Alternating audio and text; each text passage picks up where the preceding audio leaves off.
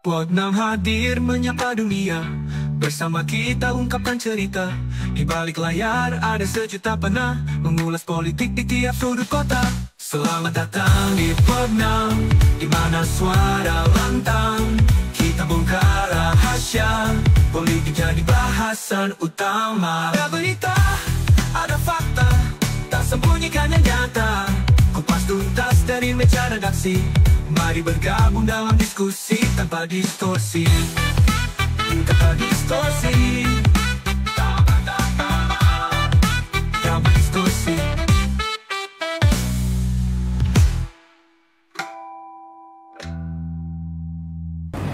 Halo, selamat datang di podcast kami, Podnam Podcast 6. Di episode kali ini, kami akan mengupas tuntas kisah perjalanan dan inspirasi dari salah satu tokoh politik yang memiliki kontribusi besar dalam dunia ekonomi, perdagangan, dan investasi Indonesia, yaitu Thomas Trikasih Lembong atau yang lebih dikenal dengan nama Tom Lembong. Oke, perkenalkan, nama saya Gida Arsismedi, di sini sebagai moderator, dan kenalin, nama saya Muhammad Rafli Susanto selaku narasumber yang akan menemani keberjalanan podcast pada siang hari ini. Gimana kabarnya, Rafli? Alhamdulillah baik, Mbak. Gimana Mbak kabarnya? Alhamdulillah baik juga. Baik. Di sini apa sih yang Rafli ketahui tentang Tom Lembong sendiri? Tom Lembong atau dikenal dengan Thomas Trikasih Lembong lahir pada 4 Maret 1971. Nah, Tom Lembong ini dikenal sebagai politikus, bankir, dan seorang visioner ekonom lah. Dan beliau ini juga pada tanggal 27 Juli 2016 hingga 23 Oktober 2019 ia pernah menjabat sebagai Kepala Badan Koordinasi Penanaman Modal atau BKPM. Dan sebelumnya juga beliau tuh menjadi Menteri Perdagangan Indonesia dari 12 Agustus 2015 hingga 27 Juli 2016. Mungkin yang sedikitnya yang aku tahu tentang Tom Lembong segitu dulu kali ya. Baik. Jadi beliau ini pernah menjadi orang di balik layar dari tulisan Presiden Jokowi ya. Yeah. Jadi saya dengar itu Tom Lembong akhirnya meninggalkan pemerintahan dan mendirikan sebuah lembaga sebagai wadah pemikir dan mengadvokasi kebijakan ekonomi internasional. Nah, bisa dijelasin nggak sih lembaga apa itu? Oke, mungkin sebelum masuk ke lembaga, ya pada akhirnya emang pada saat menjabat tahun 2013 sampai 2015 gitu, sebelum dilengserkan ataupun beliau cabut dari pemerintahan ataupun pergi dari pemerintahan gitu, beliau sempat beberapa kali menulis pidato untuk kepresidenan gitu. Jadi setiap presiden ini berkunjung ke luar negeri ataupun berkunjung ke beberapa wilayah, itu selalu yang membuat pidato adalah Tom Lembong ini sendiri. Kemudian Tom Lembong itu setelah pergi dari pemerintahan membuat Consulence Policy Institute yang secara resmi beroperasi di Singapura. Itu adalah tempat untuk menghimpun para seorang ekonom-ekonom muda yang punya visioner besar terhadap country ataupun negaranya nantinya. Wow, ternyata sosok Tom Lembong sendiri kalau digali lebih dalam tuh bisa ditemukan banyak pengalaman ya, baik di dunia politik, pemerintahan maupun ekonomi. Tapi saya sendiri masih penasaran nih, sebenarnya kenapa Rafli itu memilih Tom Lembong ini menjadi tokoh politik yang Rafli analisis. Kenapa pada akhirnya kelompok 6 ini memilih Tom Lembong sebagai dasar analisis kita gitu kan? Ya kita tahu betul gitu kan sepak terjang beliau ini dalam dunia pemerintahan, bisnis maupun seorang ekonom itu sangatlah luas gitu dan sangatlah banyak pembelajaran yang pada akhirnya bisa kita ambil dari tokoh ini. Dan kenapa pada akhirnya aku memilih Tom Lembong? Karena dalam basis digital yang udah kita lihat gitu, Tom Lembong ini beroperasi selama 8 sampai 7 tahun gitu, 7 bulan lah. Ini udah menunjukkan bahwa keaktifan platform di dunia digital ataupun X ini memberikan dampak yang luas lah terhadap keberjalanan informasi yang kita ulik dari seorang Tom Lembong ini gitu kan. Nah, di sini aku mau ngejelasin terkait etnografi digital yang udah kita dapatkan gitu kan. Pada akhirnya etnografi digital ini adalah upaya untuk kita mengambil data atau sumber yang memang terpercaya atau langsung dan clear jelas gitu. Nah, kita mengambil datanya langsung dari sumber Tom Lembong yang di aplikasi X ataupun Twitter gitu kan. Dan ya kita balik lagi tuh pada akhirnya kenapa kita kelompok 6 memilih Tom Lembong sebagai basis data kita. Ya selagi dia cemerlang dalam bidang karirnya dalam sektor pemerintahan, politik ataupun seorang ekonom, itu memberi pengetahuan yang sangat baik dan jelas gitu. Kenapa pada akhirnya kita memilih Tom Lembong sebagai basis data kita dalam kelompok ini gitu kan.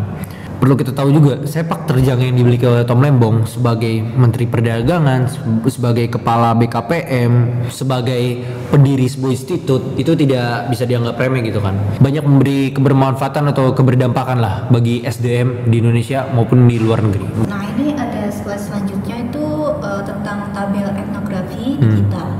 Nah, bisa dilihat bahwa akun Tom Lembong itu sudah berusia 8 tahun, 7 bulan dan memiliki jumlah sebanyak 1.243 postingan, dan itu termasuk usia akun yang cukup lama dan jumlah postingannya juga cukup banyak bulan. Nah, mungkin bisa dijelasin nih gimana aktivitas dari akun Tom Lembong itu sendiri. Mungkin slide sebelumnya, Mbak. Nah, ini udah terlihat jelas ya etnografi digital terkait Tom Lembong gitu. Usia akun yang dimiliki 8 tahun 7 bulan. Kurang lebih ini sudah menjadi bukti bahwa dalam keberjalanan Thomas Lembong sebagai politikus, dia tidak lupa untuk merekam jejak beliau gitu, yang diabadikan di aplikasi X ataupun Twitter gitu kan. Ini bisa dijelaskan gitu kan, interaksi yang dimiliki oleh seorang Tom Lembong mempunyai following sebanyak 769, followers 154.000, dan area of interest atau kesukaan yang dia miliki di sektor politik, pemerintahan, ekonomi, dan kebijakan publik. Dan ini sudah kita singgung gitu sebelumnya gitu kan. Kenapa pada akhirnya kita memilih Tom Lembong sebagai basis data kelompok kita gitu kan. Karena Tom Lembong memiliki ketertarikan yang kuat di bidang politik, pemerintahan, ekonomi, dan kebijakan publik. Konten yang dibagikannya seringkali berkaitan dengan isu-isu tersebut. Uniknya adalah kalau kita tahu beberapa konten kreator ataupun politikus seperti Yusril, Bahlil, akunnya itu dikelola oleh bukan perseorangan, namun dikelola oleh timnya sendiri. Beda dengan Tom Lembong. Tom Lembong mengelola akunnya dengan dirinya sendiri gitu. Ini yang menjadi keunikan dari seorang Tom Lembong gitu.